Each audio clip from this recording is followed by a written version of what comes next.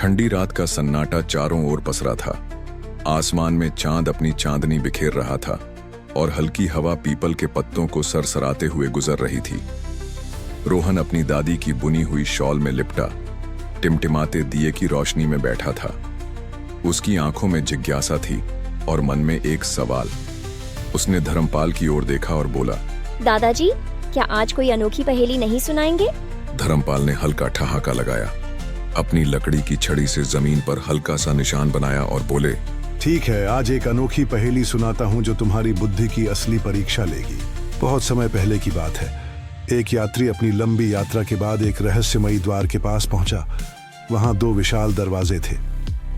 एक दरवाजा स्वर्ग की ओर जाता था, दूसरा दरवाजा नरक की ओर जाता था। हर दरवाजे के सामने एक द्वारपाल खड़ा था, लेकिन इन दोनों द्वारपालों में एक रहस्य था। एक द्वारपाल हमेशा सच बोलता था, दूसरा द्वारपाल हमेशा झूठ बोलता था।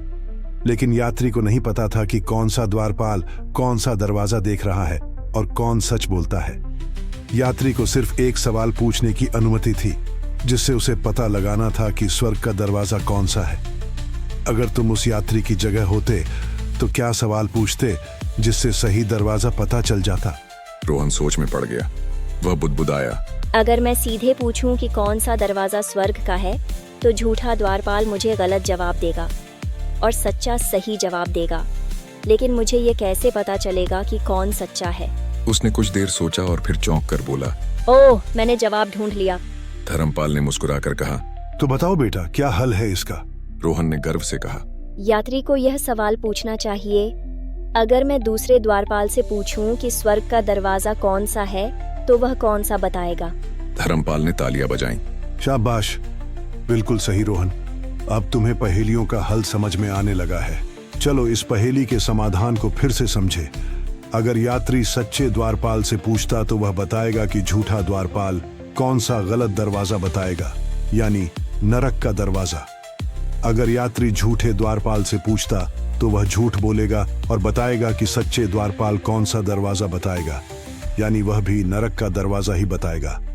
मतलब जो जवाब भी मिले वह नरक का दरवाजा ही होगा। इसलिए यात्री को दूसरे दरवाजे से प्रवेश करना चाहिए, क्योंकि वही स्वर्ग का दरवाजा होगा। इस पहेली से हमें यह सीख मिलती है कि कभी कभी सच को जानने के लिए हमें उलटी दिशा में सोचना पड़ता है। रोहन मुस्कुराया, सचमुच यह पहेली तो कमाल की थी। अगली पहेली कब मिलेगी? धर्मपाल ने हंसते हुए कहा, जब चांद अगली बार पूरा होगा। रोहन चौंक गया। अरे दादाजी, फिर तो मुझे लंबा इंतजार करना पड़ेगा। धर्मपाल मुस्कुरा दिए और बोले, बस जब तक दिमाग और तेज करने का अभ्यास करो,